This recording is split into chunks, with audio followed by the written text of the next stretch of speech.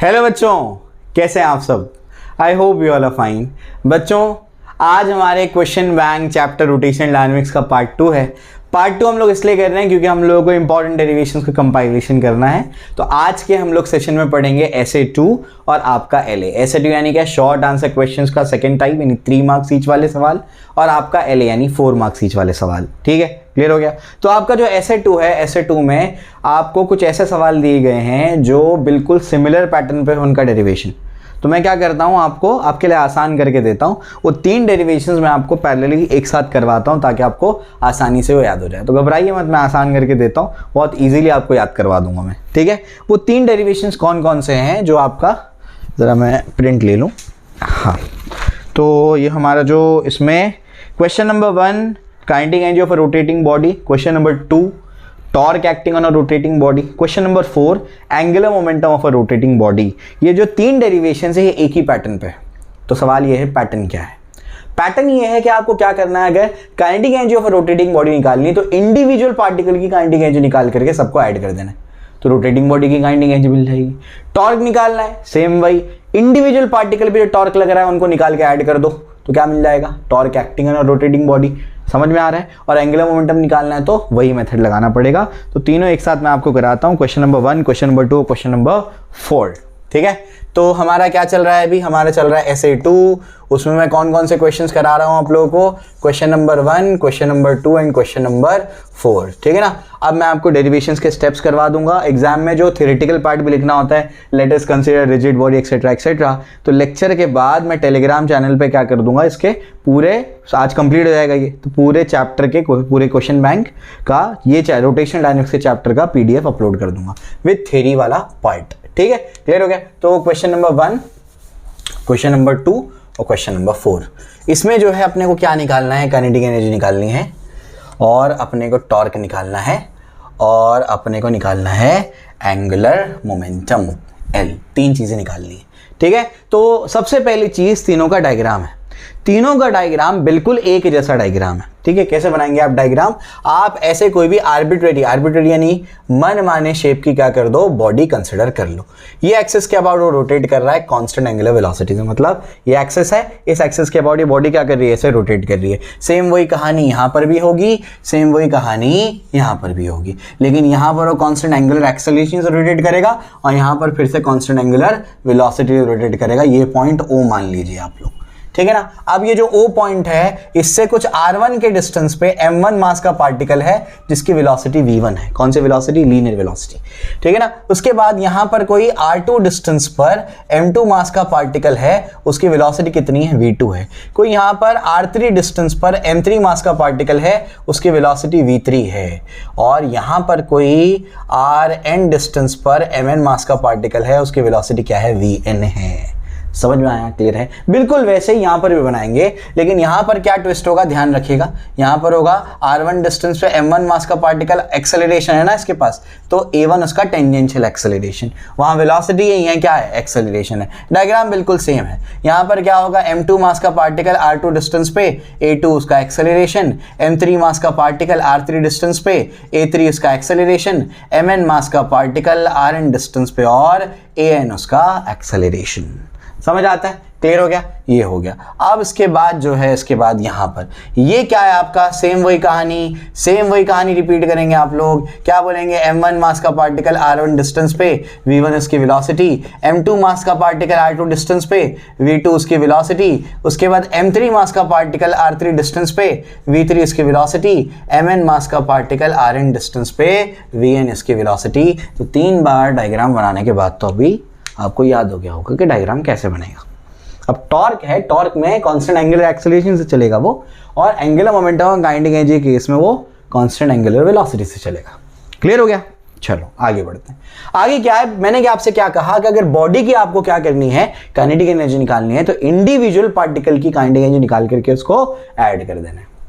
तो kinetic energy of particle 1 क्या होता है, हाफ M1 V1 का स्क्वायर, क्योंकि लीनियर वेलोसिटी है ना, ये उसका पाथ है, छोटे से पाथ पे कंसिडर कर रहे हैं अपन लीनियर वेलोसिटी, ये हो जाएगा। लेकिन अपन ये भी जानते हैं कि V इक्वल्स टू क्या होता है, R ओमेगा, तो जाएगा हाफ M1, ये क्या हो जाएगा R1 ओमेगा, तो कांस्टेंट है ओमेगा का स्क्वायर, तो ये क्या हो जाएगा half M1 R1 square omega square. ये अपने पास काइनेटिक एनर्जी ऑफ पार्टिकल 1 आ गया।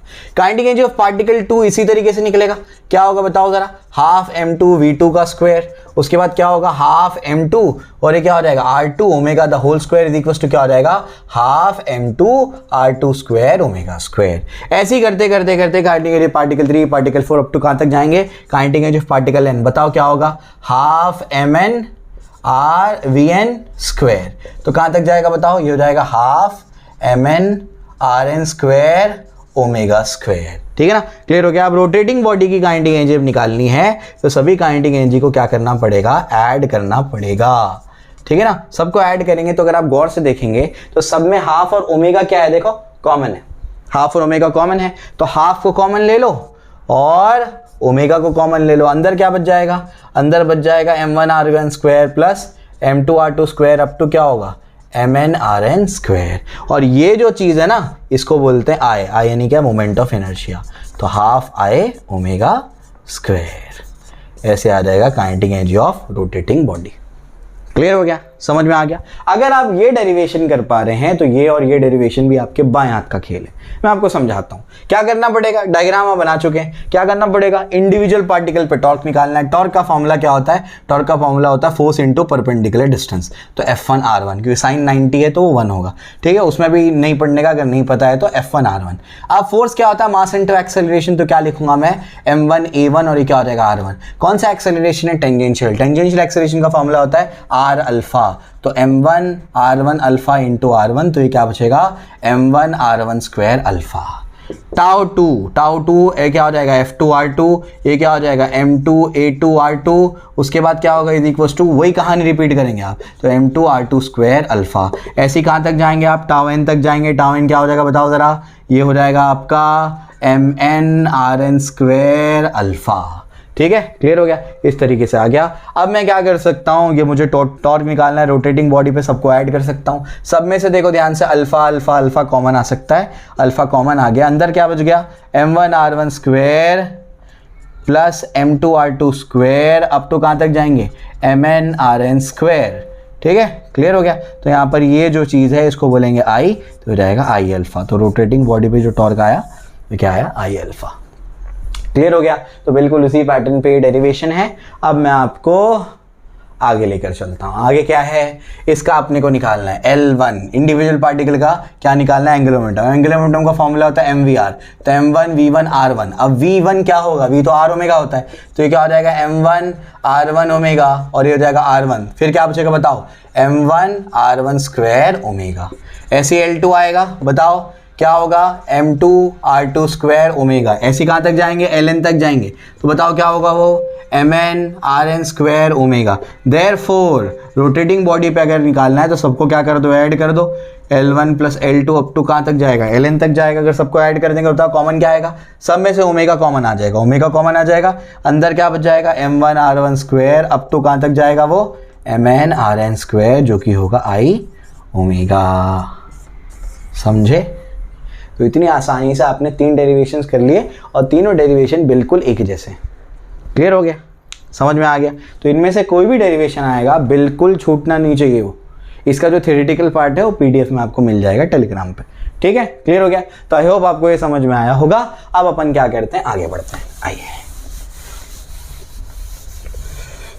जैसे कंपैरेटिव स्टडी जो है ना आपको चीज़ें आसान करके देती है। ठीक है, यही मेरा काम है, चीज़ों को आसान करना। टीचर का काम ही ये होता है, चीज़ों को आसान करके दो, जितना आसान हो सके उतना आसान करके दो। लेकिन चीज़ों को आसान करना बहुत मुश्किल होता है, समझे। मुश्किल चीज़ों को आसान करना बहुत मुश्किल होता है। आ जाओ, तो अब जो है अब क्वेश्चन नंबर 3 रह गया है इसमें, वो मैं आपको बता देता हूँ। क्वेश्चन नंबर 3 क्या कहता है, क्वेश्चन नंबर 3 जो है वो कहता है derive an expression for the difference in tension eight highest and lowest point for a particle performing VCM। कोई पार्टिकल VCM परफॉर्म कर रहा है तो उस अपने को क्या करना है, हाईएस्ट और लोएस्ट पॉइंट पे टेंशन का डिफरेंस निकालना है। टेंशन का फॉर्मूला क्या है, mg cos theta plus mv square by r, ये फॉर्मूला है। ठीक है ना। तो मैं आपको क्या करता हूँ, मैं आपको हाईएस्ट की चीज़ें लिख करके देता हूँ, फिर लोवेस्ट की चीज़ें लिख करके देता हूँ। तो जब कोई पार्टिकल क्या करता है, VCM परफॉर्म करता है, तो ये पॉइंट को हाईएस्ट बोलते हैं, इसको लोवेस्ट बोलते हैं, इसको मिडवे पॉइंट बोलते हैं। तो हाईएस्ट पॉइंट पे वेलोसिटी कितनी होती है, टेंशन कितना होता है, एंगल कितना होता है, तो एक एक करके सब लिख के देता हूँ। एट एच पे क्या होता है, यानी हाईएस्ट पॉइंट पे थीटा 180 होता है, थीटा 180 होता है। कॉस 180 बताओ कितना होता है, कॉस 180 -1 होता है। ठीक है, ये एक इन्फॉर्मेशन आपको पता होनी चाहिए। उसके बाद हाईएस्ट पॉइंट पे वेलोसिटी जो होती है वो क्या होती है, √RG होती है। याद रखने की ट्रिक देख लो, √RG, √3RG, √5RG, ये 1RG, 3RG, 5RG odd number के हिसाब से चलता है, तो याद रखने में आसानी होगी आपको इससे। ठीक है, क्लियर हो गया। तो VH आपको पता है और आपको थीटा भी पता है, तो देयरफॉर अपन क्या करते हैं, हाईएस्ट पॉइंट पे टेंशन लिख लेते हैं। हाईएस्ट पॉइंट पे टेंशन बताइए क्या आएगा, TH क्या आएगा, mg cos 180 कितना आता है, वो तो -1 होगा, प्लस mVH का स्क्वायर डिवाइड बाय r, ये अपने पास है, ये r क्या इसका रेडियस है। ठीक है ना। अब उसके बाद क्या है ये बताइए क्या होगा, mVH का स्क्वायर -mg हो जाएगा। और मुझे बताइए ये आपका जो यहाँ पर VH है, VH कितना है बताइए, VH आपके पास है, VH आपके पास है RG, VH क्या आपके पास RG, तो VH अगर आपके √RG, तो इसको स्क्वायर कर देंगे तो क्या आ जाएगा RG, तो mRG डिवाइड बाय क्या हो जाएगा R कैंसिल, -mg अपनी जगह पर है, तो क्या बचेगा mg -mg, क्या आएगा ये आएगा 0। तो हाईएस्ट पॉइंट पर टेंशन क्या आ गया है, 0 आ गया। ठीक है, अब लोएस्ट पॉइंट की बात कर लेते हैं। लोएस्ट पॉइंट में बताइए क्या होगा, एट L पे बताइए क्या होगा, L पे ये होने वाला है कि यहाँ पर थीटा तो 0 होता है, यहीं से तो चलना शुरू करती है हमारी स्ट्रिंग, तो ऐसे बढ़ते बढ़ते कहाँ वहाँ तक पहुँचती है, तो थीटा यहाँ पर क्या होगा, 0 होगा। और cos 0 क्या होता है, cos 0 बच्चों 1 होता है, +1। ठीक है ना, चलो भाई cos 0 1 होता है। और लोएस्ट पॉइंट पे वेलोसिटी क्या बोला मैंने, √5RG। तो अगर T लोएस्ट लिखना चाहेंगे अपन, तो लोएस्ट क्या होगा बताओ जरा, mg cos 0 और प्लस क्या हो जाएगा, mVL स्क्वायर डिवाइड बाय क्या है, r है। cos 0 क्या होता है, 1 होता है, mg प्लस क्या हो जाएगा, mVL का स्क्वायर क्या हो जाएगा 5RG डिवाइड बाय क्या होगा, r कैंसिल, क्या होगा बताओ जरा, 5mg प्लस mg कितना हो जाएगा, 6mg, तो ये जाएगा TL आ गया। निकालना क्या है बच्चों, निकालना है आपको डिफरेंस इन टेंशन। भले हाईएस्ट पहले है, लोवेस्ट बाद में लिखा हुआ है क्वेश्चन में, लेकिन ज्यादा टेंशन लोवेस्ट पे होता है, कम टेंशन हाईएस्ट पे होता है, तो इस वजह से TL -TH आएगा। अब ये आपके पास देखो 1 आ गया और ये आपके पास 2 आ गया, ये दो चीजें आ गई, 1 आ गया 2 आ गया। अब आपको TL -TH निकालना है, तो TL -TH कर दो। TL कितना है 6mg, TH कितना है 0, तो आंसर क्या आएगा 6mg। क्लियर हो गया, समझ आ गया। तो इतनी आसानी से आप इसको क्या कर सकते हैं, हल कर सकते हैं। ठीक है, क्लियर हो गया। चलो भाई, तो ये आपके मैंने डेरिवेशन करा दिए हैं ऐसे के, ठीक है ना। अब जो है मैं आपको न्यूमेरिकल्स पे लेके चलता हूँ जो आपके क्वेश्चन बैंक में दिए गए हैं। आइए देखिए कौन से न्यूमेरिकल्स हैं। अब क्वेश्चन नंबर 5, तो क्वेश्चन नंबर 5 क्या कहता है, a railway track goes around a curve having a radius of curvature 1 kilometre, the distance between the rails is 1 meter, find the elevation of the outer rail above the inner rail so that there is no side pressure या thrust against the rails when a train goes round the curve। तो अगर आप कहीं कहीं पे देखेंगे, अगर आप दीवा साइड वगैरह जाते हैं तो आपको पता होगा, या अगर आप मुंबई से हैं तो आप हार्बर में जाएंगे, सैंडर्स रोड पर अगर आप जाएंगे तो वहाँ पर आप देखेंगे, वहाँ पर जब ट्रेन टर्न करती है, ट्रेन ऐसे टर्न कर रही है, तो वहाँ पर एक साइड से रेल उठी हुई होती है। वो क्यों होती है, क्योंकि वहाँ पर बैंकिंग कर दी होती है, कार को जो ट्रेन है उसको टर्न करना है ताकि उसको नेसेसरी सेंट्रीपिटल फोर्स मिल पाए। ठीक है, अभी वो मुद्दा नहीं है, आपको क्या करना है, आपको एक क्वेश्चन को हल करना है। आइए, प्रैक्टिकल एप्लीकेशन तो बहुत सारे हैं, बहुत कुछ बता सकता हूँ। ठीक है, चलिए, तो यहाँ पर तो ये इसका हाइट h है, ये लेंथ l है और इसको b बोलते हैं। ठीक है, मतलब क्या है, ये आपका ट्रैक है, ऐसा, ये ऐसा आपका ट्रैक है। ठीक है, ये ऐसा आपका ट्रैक है, इस तरीके से कुछ ट्रैक है ये प्रॉपर ऐसे होने चाहिए। अभी आप समझ लीजिए उसको कि ऐसे कुछ ट्रैक है।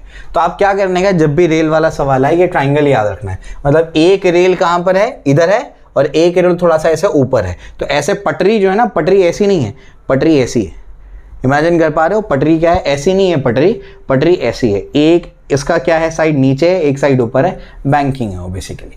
तो यहाँ पर जो अपने पास डायग्राम है, जब भी ये रेल वाला प्रॉब्लम आए तो आप लोग ये डायग्राम बना लीजिए। उसमें एंगल ऑफ बैंकिंग है, ये हाइट h है, एलिवेशन कहते हैं उसको, और ये आपका L है और ये आपका B है। दो रेल्स ये हैं और दो रेल्स के यानी पटरियों के बीच में डिस्टेंस कितना है, 1 मीटर है, ये आपको दे दिया गया है। अब आपको निकालने क्या बोला है, इन्फॉर्मेशन तो लिखे ही हैं हम लोग, तो निकालने क्या बोला है, निकालने बोला है रेडियस ऑफ कर्वेचर जो है, जो कर्वेचर का रेडियस बनेगा, यानी ऐसे जा रहा है तो उसका जो रेडियस बनेगा वो रेडियस कितना बनेगा, 1 किलोमीटर बनेगा। और बोलता है कि स्पीड कितनी है, 36 किलोमीटर पर आवर, 5/3 से मल्टीप्लाई करके क्या आएगा, 10 मीटर पर सेकेंड। तो आपको बोलता है कि एलिवेशन निकालो of the outer rail above the inner rail, यानी h का वैल्यू आपको निकालना है, h आपको निकालना है। कैसे निकालेंगे, तो यहाँ तो बैंकिंग हुई हुई है, तो अगर ये बैंकिंग हुई है तो मैं क्या लगाऊंगा, tan θ = v²/rg, बैंकिंग का तो यही फॉर्मूला है, समझ में आता है, ठीक है ना। अब क्या, v कितना है, वेलोसिटी कितनी है 10, 10 × 10 डिवाइडेड बाय रेडियस कितना है, 1 किलोमीटर है वो, तो किलो मतलब 10⁻³ मीटर इंटू g का वैल्यू 10, कैंसिल हो गया, ये कैंसिल हो गया, 1/100, 1/100 मतलब tan θ क्या होगा, tan θ जो होगा वो होगा 0.01, मतलब थीटा tan के टेबल में 0.01 कब आता है, बहुत छोटे एंगल पे आता है। तो अगर बहुत एंगल छोटा है तो ध्यान रखना हियर थीटा, इससे अपने को समझ में आ रहा है थीटा इज वेरी स्मॉल। मैं आपको सिंपल ट्रिक दे रहा हूँ, वरना आपको वो टेबल यूज करना पड़ेगा, जितना हो सके वो टेबल लेवल को अवॉइड करने का, ठीक है ना। क्लियर हो गया, कौन टेबल लेवल के झंझट में पड़ता है। मैं आपको सिंपल ट्रिक देता हूँ समझाने की। यहाँ पे देख के मुझे समझ में आ रहा है कि 0.01 अगर ये वैल्यू है मतलब थीटा काफ़ी छोटा होगा। अगर थीटा छोटा होगा मैं बोलूँगा here theta is very small, therefore sine theta is approximately equal to tan theta. Sine theta और tan थीटा क्या होगा, अप्रॉक्सिमेटली इक्वल होगा, ठीक है ना। क्लियर हो गया। अब तो ये यहाँ पर मैं क्या लिख सकता हूँ, साइन थीटा क्या हो जाएगा, साइन थीटा में लिख सकता हूँ यहाँ पर 0.01। अब ये ट्राइंगल में साइन थीटा निकालो। साइन थीटा क्या होता है, अपोजिट अपॉन हाइपोटेन्यूज। अपोजिट क्या है, h है, हाइपोटेन्यूज क्या है, l है, तो 0.01। तो देयरफॉर क्या हो जाएगा, देयरफॉर हो जाएगा h is equals to l into 0.01। l कितना है 1 इंटू 0.01, मतलब आंसर क्या आएगा, L1 है। देखो ध्यान से यहाँ पर लिखा है मैंने, ठीक है। मीटर गॉज भी वर्ड आ गया क्वेश्चन में, मतलब L1 है, समझ आ गया। मीटर गॉज भी अगर आ गया मतलब L1 है, ठीक है। तो ये हो जाएगा 0.01 मीटर, मतलब अप्रोक्सीमेटली 1 सेंटीमीटर। आप बोलेंगे वहाँ पर आंसर कुछ और दिया हुआ है, आंसर 1.02 दिया हुआ है, तो क्योंकि जी का वैल्यू 9.8 लिया उसने, मैंने 10 लिया, इस वजह से थोड़ा वेरिएशन आ रहा है। समझा, क्लियर है।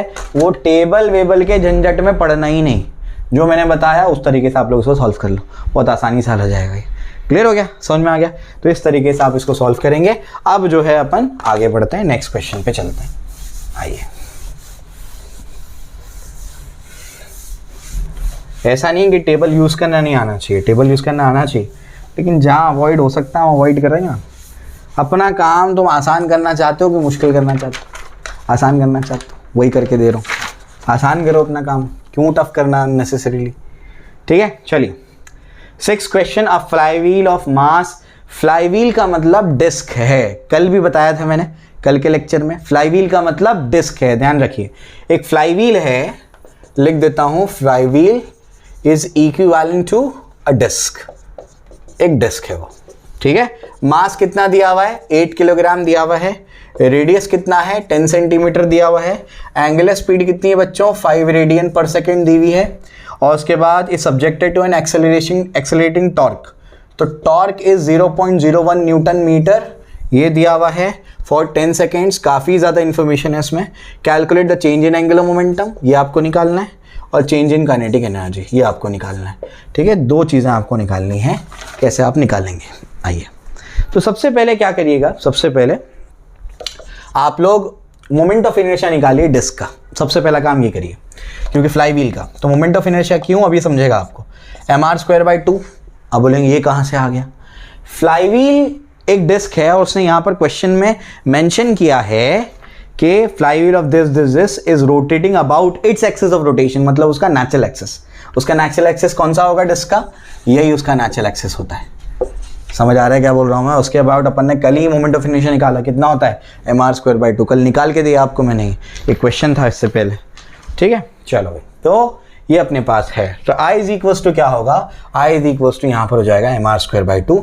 मास कितना है 8, रेडियस कितना है 10, 10 इंटू 10⁻⁻2 मतलब 10⁻⁻1, तो 10⁻⁻1 the whole square divided by 2। 2 1 जा 2 4 जा तो क्या होगा 4 इंटू 10⁻⁻2 किलोग्राम मीटर स्क्वायर। ये क्या आ गया, मोमेंट ऑफ इनर्शिया आ गया। बड़े काम की चीज़ है ये, ठीक है, क्लियर हो गया, ये आपने निकाल लिया। अब आपको बोलता है कि उस पर जो टॉर्क लग रहा है, एक्सेलरेटिंग टॉर्क, कितने सेकंड के लिए, 10 सेकंड के लिए, तब उसके एंगुलर मोमेंटम में कितना चेंज आएगा और काइनेटिक एनर्जी में कितना चेंज आएगा। पहले वो इस एंगुलर वेलोसिटी से घूम रहा था, यानी ये ω1 है, ठीक है, क्लियर हो गया। चलो तो सबसे पहले क्या कर लेते हैं अपन, क्या करते हैं, एंगुलर मोमेंटम का चेंज निकाल लेते हैं। आओ, तो क्या होगा L2 माइनस L1। L2 क्या होगा, अभी निकाला, I ओमेगा होता है, तो क्या होगा I⍵2 माइनस I⍵1। आप बोलेंगे I2 क्यों नहीं लिखा, इसलिए नहीं लिखा क्योंकि वही है ना डिस्क, तो मोमेंट ऑफ इनर्शिया थोड़ी चेंज होगा क्योंकि एक्सेलरेशन चेंज नहीं हुआ। तो I और ये क्या हो जाएगा ω2 माइनस ω1। I मेरे पास है, इसको 1 दे देना, इसको 2 दे देना। I मेरे पास है, मेरे पास ω1 है, ω1 कितना है 5 है, मेरे पास ω2 नहीं है, मुझे ω2 निकालना पड़ेगा।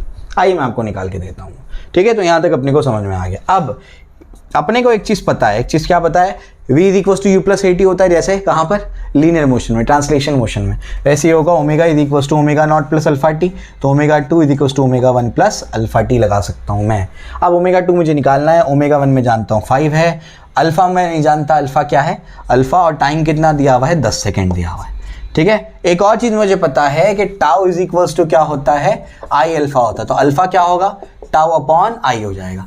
तो अल्फ़ा की जगह मैं क्या लिख सकता हूँ, अल्फ़ा की जगह लिख सकता हूँ मैं टाउ अपॉन आई, और ये जाएगा 10। टाउ कितना है बताओ जल्दी से भी, टाउ कितना है 0.01। आई कितना है बता दो, आई अपने पास है 4 इंटू 10⁻⁻2 इंटू क्या हो जाएगा 10। क्लियर हो गया, ये क्या मिल रहा है, ω2 मिल रहा है बच्चों, ω2। तो देयरफॉर क्या हो जाएगा, ω2 इज इक्वल्स टू 5 प्लस यहाँ पर 10⁻⁻2 10⁻⁻2 कैंसिल है ना, ये भी 10⁻⁻2 ये भी 10⁻⁻2 कैंसिल हो गया। 1/4 मतलब 0.25 इंटू 10 यानी कितना हो जाएगा 5 प्लस 2.5 यानी हो जाएगा 7.5 रेडियन पर सेकेंड। इतनी इंपॉर्टेंट इन्फॉर्मेशन आपको मिल गई यहाँ से। क्या मिल गया आपको, ω2 मिल गया। ω2 क्या आया 7.5, ठीक है, क्लियर हो गया। अब आप क्या कर दो, यहाँ पर सब्स्टिट्यूट कर दो, ये जो आपको 3 मिला है इस 3 को आप लोग क्या कर दो 2 में पुट कर दो। देयरफॉर क्या हो जाएगा डेल्टा एल, डेल्टा एल क्या है बताइए, आई कितना है, आई है 4 इंटू 10⁻⁻2 इंटू ω2 कितना है वो आपका 7.5 है, ω1 कितना है 5 है, ये आपके पास आ गया। तो 4 इंटू 10⁻⁻2 ये कितना हो जाएगा, हो जाएगा 2.5। 2.5 इंटू 4 विल बी 1 इंटू 10⁻² क्या हो जाएगा -2। ये आपके पास आंसर है। क्लियर हो गया, इसको ज़रा चेक कर लीजिए। हाँ नहीं 0.1 है, कुछ गड़बड़ तो नहीं किया अपन। 1 इंटू 10⁻²।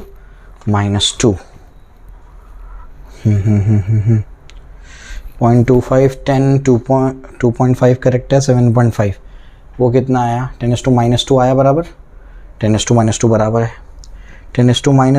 2.5 इंटू 4 कितना हो जाएगा 1 हो जाएगा, 1 इंटू 10⁻²। ठीक है ठीक है, 0.1 आ रहा है लेकिन यहाँ 0.01 आ रहा है, शायद कुछ पॉइंट में मिस्टेक हुई है। एक बार चेक कर लेना उसको, नहीं तो मैं एंड में देख लेता हूँ एक बार। 4 हो गया, 4 इंटू 10⁻² करेक्ट है। आई का वैल्यू आई ω2 कितना है 7.5 हो जाएगा 5, ये 2.5 सही तो जा रहे हैं, क्या दिक्कत है, सही है। 0.1 आंसर आया मेरा, शायद मैंने कल सॉल्व करके डाला है टेलीग्राम पे, शायद पॉइंट का कहीं कैलकुलेशन में मिस्टेक हुआ है, इसको देख लेना एक बार, ठीक है। मैं आपको चेंज इन काइनेटिक एनर्जी निकाल के देता हूँ। तो चेंज इन काइनेटिक एनर्जी क्या है उसको देखते हैं।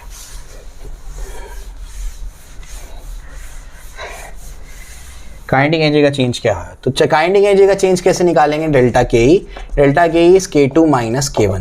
डेल्टा ये क्या हो जाएगा, ये हो जाएगा आपका हाफ I1 ओमेगा I2 ω2 का स्क्वायर माइनस क्या हो जाएगा हाफ I1 ω1 का स्क्वायर। क्या कॉमन आ सकता है, हाफ I1 I2 तो होगा ही नहीं, मोमेंट ऑफ इनर्शिया सेम है, तो ये जाएगा ω2 का स्क्वायर माइनस ω1 का स्क्वायर। तो ये क्या हो जाएगा हाफ I, ये हो जाएगा ω2 माइनस ω1 इंटू ω2 प्लस क्या हो जाएगा ω1 हो जाएगा। तो देयरफॉर अपने पास क्या हो जाएगा, काइनेटिक एनर्जी का चेंज इज इक्वल्स टू क्या हो जाएगा half into 4 into 10⁻⁻2 multiplied by omega 2 minus omega 1, omega 2 minus omega 1, omega 2 कितना है 7.5, ओमेगा 1 कितना है 5, ओमेगा 2 प्लस ओमेगा 1, ये देखो मैंने क्या किया ए स्क्वायर माइनस बी स्क्वायर लगाया है, 7.5 प्लस क्या हो जाएगा 5 हो जाएगा, 2 1 जा 2 2 जा 2 into 10 raise to minus 2 multiplied by ये कितना हो जाएगा 2.5, ये कितना हो जाएगा 12.5, ठीक है। फिर 2.5 into 2 will be 5, 5 into 10 raise to minus 2 multiplied by ये हो जाएगा 12.5 मतलब 125 इंटू 10 रेज टू माइनस 1, ठीक है ना। 25 5 का कितना होगा 625 इंटू 10 रेज टू माइनस 3, यानी ये बराबर आ रहा है 0.625 जूल आ रहा है, ठीक है। क्लियर हो गया। तो इस तरीके से ये आपको मैंने निकाल करके दे दिया है, ठीक है ना। तो ये 0.1 कैसे आ रहा है मुझे एक बार देखना पड़ेगा, क्योंकि मेरा तो आंसर 0.01 आया है, 10 to -2 आया है, एक बार चेक करना पड़ेगा उसको, कहीं अगर मिस्टेक होगी तो उसको चेक कर लेना, ठीक है। कहीं कैलकुलेशन में थोड़ा बहुत एरर है शायद, ठीक है। चलो, क्योंकि कल तो शायद आंसर आ गया था, कल मैंने उसको सॉल्व किया है, आंसर आ गया था, ठीक है। अब आगे चलते हैं, आगे क्या है, क्वेश्चन नंबर 7 है। तो क्वेश्चन नंबर 7 में क्या है, 2 wheels of moment of inertia 4 kilogram metre square rotate side by side at a rate of 120 RPM and 240 RPM respectively in opposite directions. तो दो केसेस हैं इसके अंदर, आपके पास 2 व्हील्स हैं और 2 व्हील्स जो हैं वो रोटेट कर रहे हैं अलग अलग डायरेक्शन में, एक ऐसे रोटेट कर रहा है तो दूसरा ऐसे रोटेट कर रहा है, ठीक है ना। तो इस तरीके से एक की फ्रीक्वेंसी कितनी है, इसको N1 बोल देता हूँ तो ये 120 आरपीएम दिया है, और इसको अगर N2 बोलेंगे तो ये 240 आरपीएम दिया हुआ है इन ऑपोजिट डायरेक्शंस। अब एक क्लॉकवाइज है तो दूसरा एंटी क्लॉकवाइज है मान लो। अब दोनों को क्या करते हैं सेकंड सिचुएशन में दोनों को क्या कर देते हैं, they both the wheels are coupled by means of a weightless shaft. Shaft मतलब एक रॉड से उस लोग क्या करते हैं, वो लोग दोनों को कपल कर देते हैं यानी ज्वाइन कर देते हैं। उसके बाद so that both the wheels rotate with a common angular speed, दोनों के दोनों व्हील्स क्या करेंगे, कॉमन एंगुलर स्पीड से क्या करेंगे, अब रोटेट करेंगे, ठीक है ना। तो यहाँ पर ऐसे अपन ने क्या कर दिया, एक शाफ्ट से इसको क्या कर दिया, ऐसे कनेक्ट कर दिया, ठीक है ना। अब दोनों क्या करते हैं, दोनों एक कॉमन एंगुलर स्पीड से रोटेट करते हैं, वो मान लो n डैश है, और वही अपने को नई स्पीड ऑफ रोटेशन निकालना है। अब भले इसने स्पीड बोला है लेकिन आंसर आरपीएम में दिया हुआ है, इसका मतलब आपको फ्रीक्वेंसी निकालनी है, ध्यान रखिएगा इसका, ठीक है। निकालना क्या है, फ्रीक्वेंसी निकालनी है आपको, ठीक है। अब यहाँ पर जो है वेटलेस शाफ्ट वर्ड इस्तेमाल किया हुआ है। वेटलेस शाफ्ट मतलब उसका कोई वेट नहीं है, मतलब वो कोई टॉर्क एक्सर्ट नहीं करेगा, मतलब यहाँ पर और यहाँ एंगुलर मोमेंटम कंजर्व होगा। अगर एंगुलर मोमेंटम कंजर्व होगा तो दोनों केसेस में एंगुलर मोमेंटम को इक्वेट कर दो, angular momentum in case A is equal to angular momentum in case B. Angular momentum case A में क्या होगा, इसका एंगुलर मोमेंटम L2 बोलते हैं, इसका क्या बोलते हैं, L1 बोलते हैं। तो L2 माइनस L1 होगा, क्यों, क्योंकि दोनों क्या है, अपोजिट डायरेक्शन में है।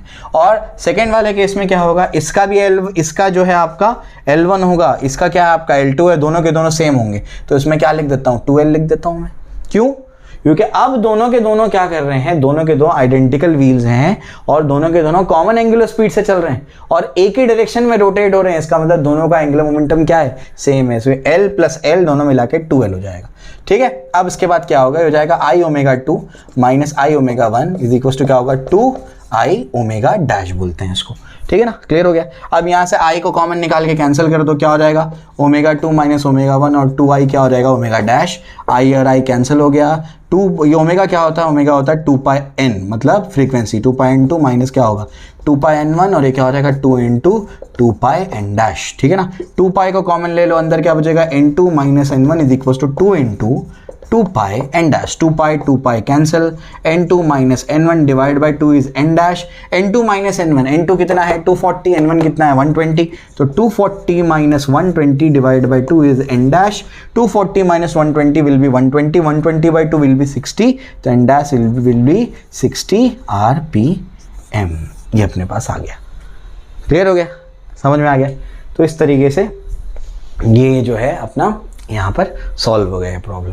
तो ये आपको मैंने समझा दिया। तो ध्यान क्या रखना है, वेटलेस शाफ्ट होने की वजह से वो कोई टॉर्क एक्सर्ट नहीं करेगा और यहाँ पर दोनों केसेस में एंगुलर मोमेंटम कंजर्व होगा। क्लियर हो गया। चलो भाई, तो यहाँ तक अपने को बात समझ में आ जाती है। अब उसके बाद जो है अपन आगे बढ़ते हैं।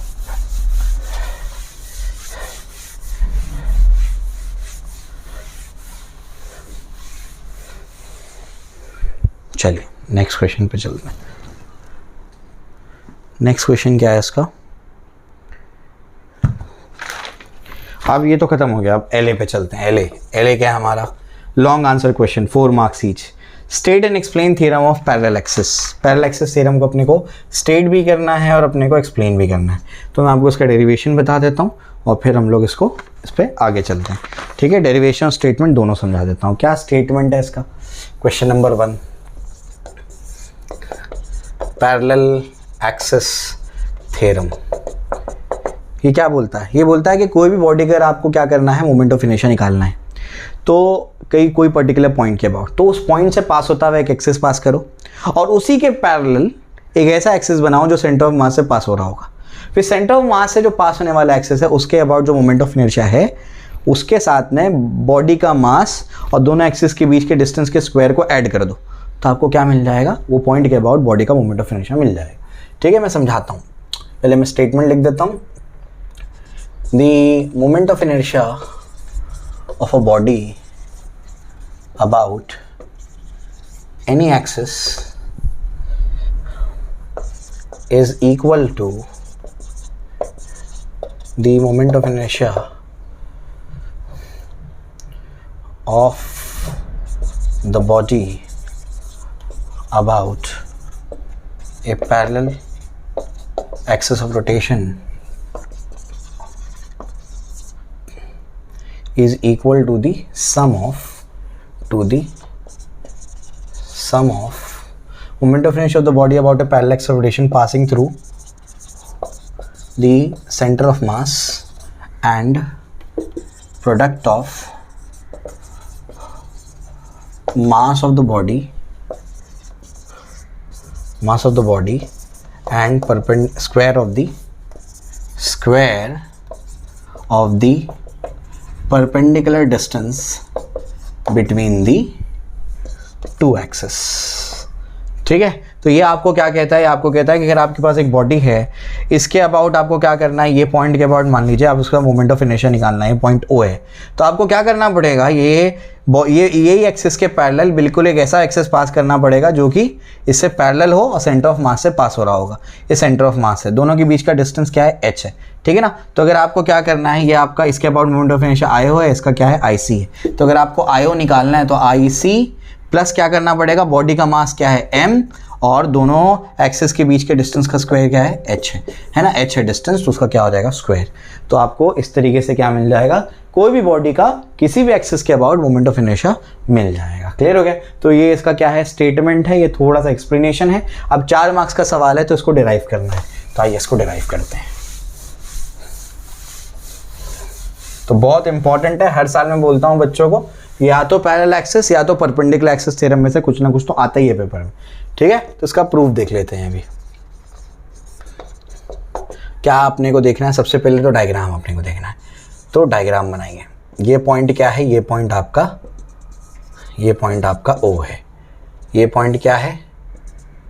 ये पॉइंट आपका C है, ठीक है ना। यहाँ पर कोई और आपने पॉइंट कंसिडर कर लिया DM मास का, इनके बीच में डिस्टेंस h है, ठीक है।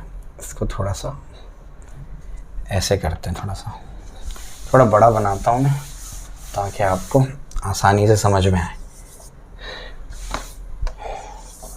ये ऐसा है, ये पॉइंट O है, ये पॉइंट अपना C है, ठीक है। इनके बीच का डिस्टेंस क्या है? h है।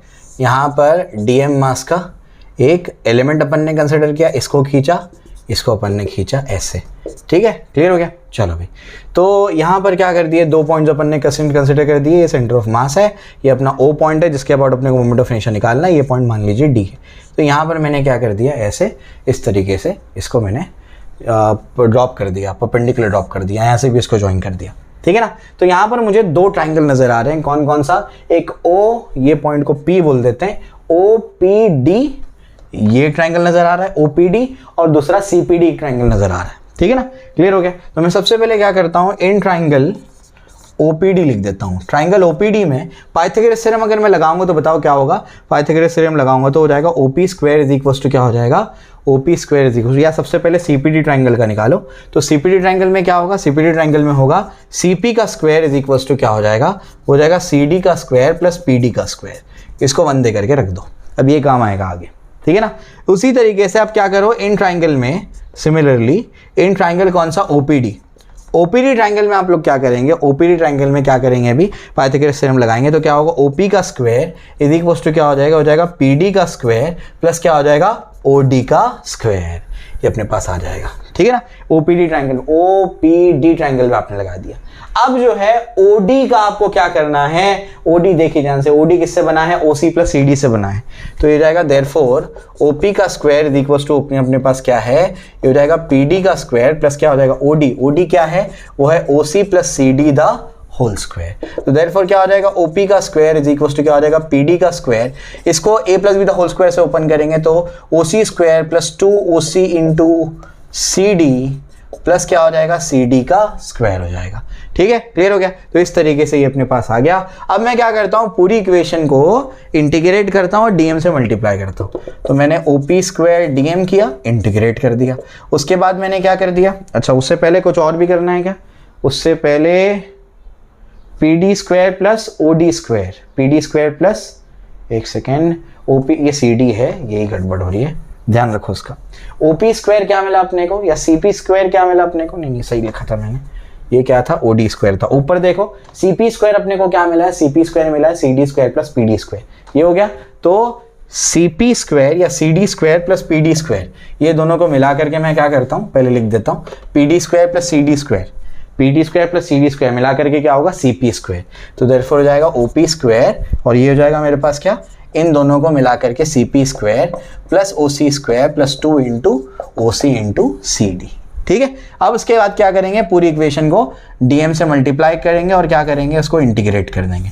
तो डीएम से मल्टीप्लाई करके इंटीग्रेट कर दिया, CP square DM plus integration of OC square DM plus integration of क्या होगा 2OC इंटू सी डी और ये क्या हो जाएगा डीएम। ठीक है ना, क्लियर हो गया, ये हो जाएगा। अब क्या, ओपी स्क्वायर डीएम, ओपी के अबाउट मैंने क्या कर दिया, इसका मोमेंट यही तो है, इंटीग्रेशन क्या नहीं कैसे निकालते हैं, integration of R square DM, तो ओ से डिस्टेंस कितना है ओपी, तो ये क्या हो जाएगा, ये हो जाएगा moment of inertia about point O. CP square DM तो कौन सा पॉइंट है सी, तो क्या हो जाएगा moment of inertia about point C. OC कितना है, ओसी तो एच है ना, तो इंटीग्रेशन ऑफ क्या होगा एच स्क्वायर हो जाएगा डीएम प्लस ये वाला टर्म हो जाएगा जीरो। क्यों जीरो होगा, अभी मैं आपको समझाता हूँ। ठीक है ना, क्लियर हो गया, ये अपने को समझ में आ रहा है। अब उसके बाद क्या है, देयरफॉर हो जाएगा IO is equals to I C plus H square, तो कॉमन है इंटीग्रेशन ऑफ डीएम, छोटे छोटे डीएम को अगर आप ऐड करेंगे तो total mass of the body मिल जाएगी। तो देयरफॉर क्या आ जाएगा, आई डी इज इक्वल्स हो जाएगा आई सी प्लस डीएम को इंटीग्रेट करेंगे तो आ जाएगा M H square. Done, clear हो गया, समझ में आ गया। तो इस तरीके से आपको इसको सॉल्व करना है। ये क्या है, ये कैसे जीरो हो गया, इसमें जो आपका OC है वो तो H है तो बाहर जाएगा, तो 2H तो बाहर जाएगा, integration of CD DM। C क्या है, सेंटर ऑफ मास। अगर आप सेंटर ऑफ मास के अबाउट ही मोमेंट्स निकालते हैं, यानी सेंटर ऑफ मास को ही ओरिजिन मान लेते हैं, तो उसके अबाउट मोमेंट्स क्या आते हैं, जीरो आते हैं, मोमेंट ऑफ मास। ठीक है, नहीं पता है तो इसके लिए सिर्फ रीज़न इतना लिख देना, अगर 11th स्टैंडर्ड का नहीं आता है तो यहाँ भी उसको समझाने का ज़रूरत भी नहीं है और टाइम भी नहीं है। तो यहाँ पर इसको जो है, इसके लिए सिर्फ क्या लिखने का reason, centre of mass is taken as origin. ठीक है, बस इतना रीज़न लिख दोगे सफिशिएंट है, सेंटर ऑफ मास को ओरिजिन मान लिया जाता है। ठीक है, क्लियर हो गया। तो इस तरीके से आपको मैंने समझा दिया है। अब उसके बाद जो है अपन नेक्स्ट क्वेश्चन पे चलते हैं।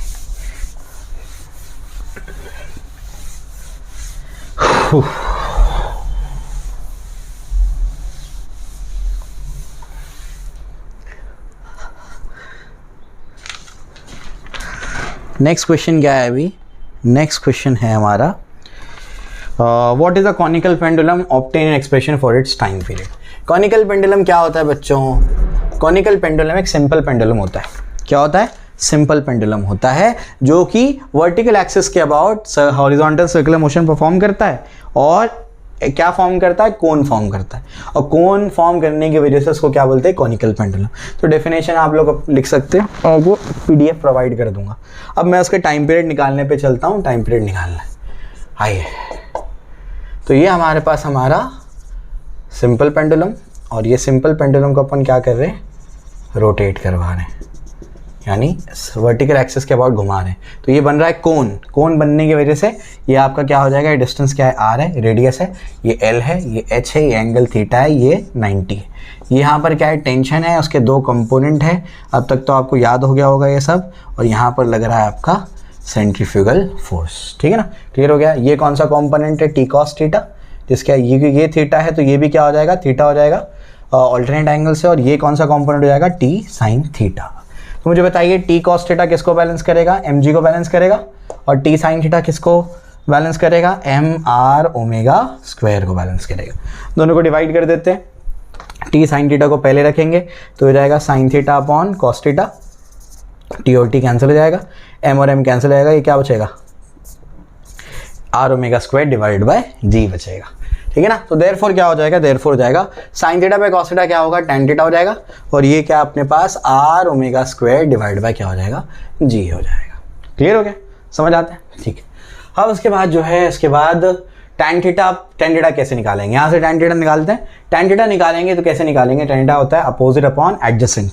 अपोजिट क्या है बच्चों, आर है, एडजेसेंट क्या है, एच है, ये हो जाएगा R omega square divide by G, R R cancel, क्या बचेगा, ओमेगा स्क्वायर क्या बचेगा, जी बाय एच, यानी ओमेगा क्या बचेगा, under root of G by H, ये ओमेगा बचेगा। नाउ टाइम पीरियड का फॉर्मूला बताइए, वो होता है 2 pi by omega. Time period क्या होता है, 2 पाई बाय ओमेगा होता है, तो 2 पाई बाय ओमेगा, ओमेगा क्या मिला, under root of G by H, तो 2 पाई अंडर रूट ऑफ क्या हो जाएगा, एच बाय जी हो जाएगा। ठीक है, यहाँ तक कहानी खत्म नहीं हुई है, यहाँ से सुनिए, एच को क्या लिख सकते हैं, यहाँ से इस ट्राइंगल से कॉस थीटा निकालो। कॉस थीटा क्या होगा बताओ, कॉस थीटा होगा आपका एडजेसेंट अपॉन हाइपोटेन्यूज, एडजेसेंट क्या है, एच है, हाइपोटेन्यूज क्या है, एल है, तो जाएगा एच अपॉन एल। तो एच क्या होगा बताओ, एच की जगह लिख सकते हैं एल कॉस थीटा, तो ये जाएगा L cos theta divide by G. आप बोलेंगे जब यहाँ तक आंसर आ गया था तो ये चेंज करने की क्या ज़रूरत है, जब हमने एक्सपेरिमेंट करके देखा तो ये जो आपका टाइम पीरियड है थीटा पे डिपेंड कर रहा था, तो अगर थीटा पे डिपेंड करता है तो जिन जिन चीज़ों पे वो डिपेंड करता है वो फॉर्मूले में दिखना चाहिए। यहाँ पर थीटा नज़र नहीं आ रहा है, उसका क्या मतलब होगा, थीटा पे डिपेंड नहीं करता, लेकिन एक्सपेरिमेंटली डिपेंड कर रहा था, इस वजह से थीटा में कन्वर्ट किया उसको। समझे, क्लियर हो गया। चलो ये भी आपको समझा दिया मैंने। अब क्या बचा हमारा, चलिए भाई एक और अभी क्वेश्चन बच गया है, टाइम पीरियड आपको निकाल करके दिया, ये सबसे सिंपलेस्ट डेरिवेशन है इसका, सबसे आसान डेरिवेशन करके दिया आपको मैंने।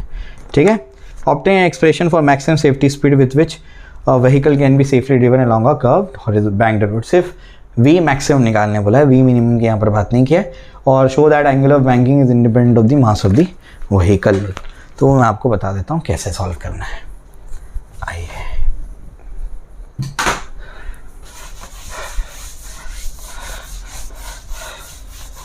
देखिए एंगल ऑफ बैंकिंग कैसे निकालना है, तो बहुत आसान है, वी मैक्सिमम निकालना। कौन सा क्वेश्चन है, आई थिंक 4th क्वेश्चन है, नहीं 3rd क्वेश्चन है, 3rd क्वेश्चन। तो कैसे निकालेंगे इसको, तो सबसे पहले सबसे ज़्यादा इंपॉर्टेंट ये डेरिवेशन है उसका डायग्राम। आप लोग डायग्राम बहुत अच्छे से करिए। ये जो है अपने पास कार जो है ऐसे कोई बैंक रोड पे है, ये अपनी कार है, गरीबों की कार, ठीक है, तो mg, ये थीटा, उसके बाद यहाँ पर क्या लगेगा, इस पर नॉर्मल रिएक्शन, और ये इसके इसके mg के कंपोनेंट मत करो, आप लोग नॉर्मल रिएक्शन के कंपोनेंट करो। mg से भी आ सकता है, कोई दिक्कत नहीं है, लेकिन जैसे टेक्स्ट बुक में दिया है वैसे करो। ठीक है, इसका थोड़ा समझाना पड़ेगा। 3rd है, फिर से बनाता हूँ थोड़ा डायग्राम में। ये एंगल क्या है, थीटा, उसके बाद यहाँ अपना क्या है, ऐसे है नॉर्मल रिएक्शन, ठीक है ना, क्यों, क्योंकि अपनी कार ऐसी है, तो यहाँ पर है इसका नॉर्मल रिएक्शन, तो नॉर्मल रिएक्शन के 2 कंपोनेंट बनेंगे।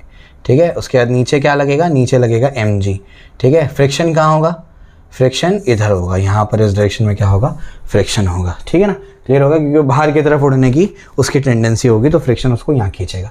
ठीक है, तो ये अपना क्या है, नॉर्मल रिएक्शन, ये थीटा है तो वो भी थीटा होगा, और ये क्या होगा आपका n cos थीटा, और ये आपका क्या होगा n sin थीटा।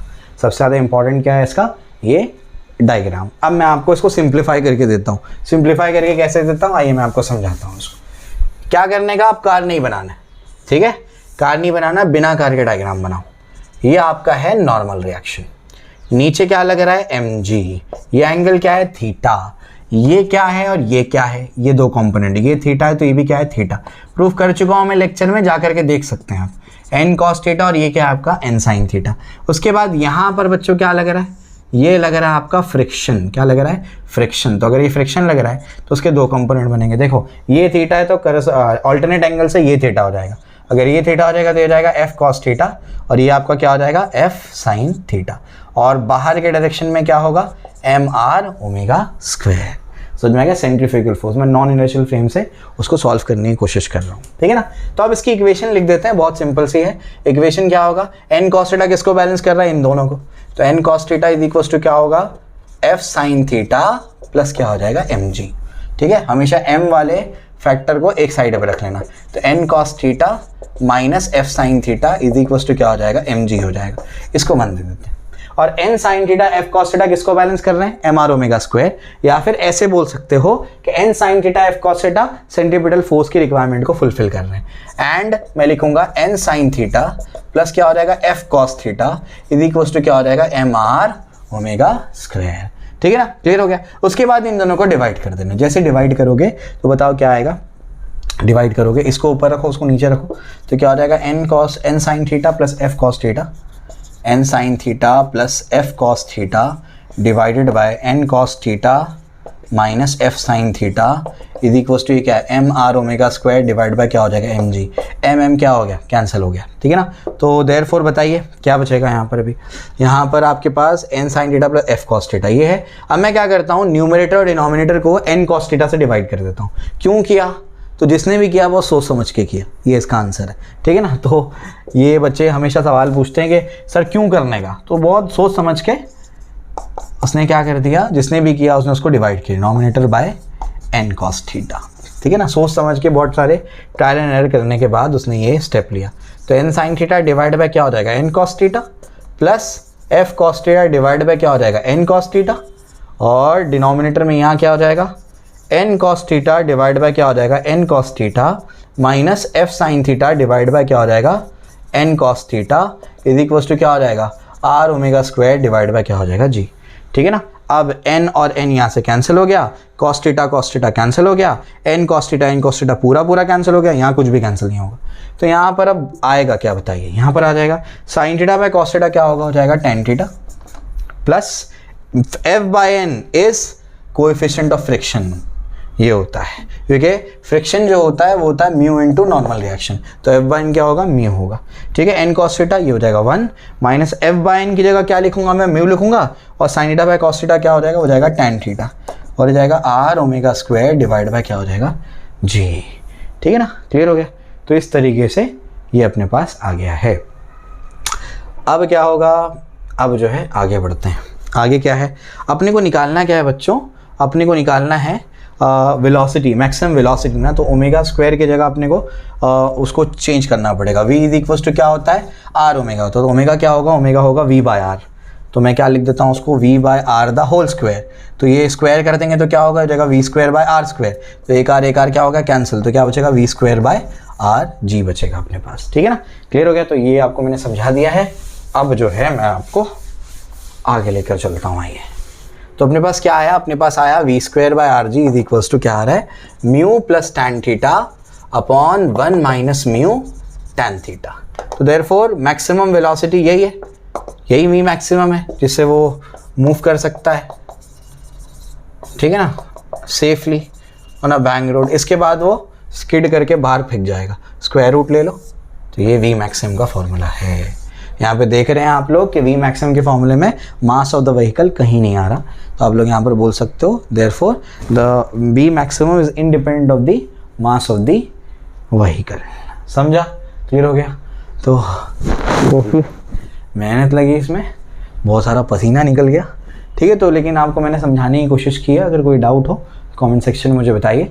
अब इसके बाद जो है हम लोग आगे के चैप्टर्स पे चलेंगे इंशाल्लाह। तो आई होप आपको यहाँ पर सारी चीज़ें क्लियर होंगी। और 10⁻⁻1 या -2 का जो फैक्टर है उसको एक बार चेक कर लेना।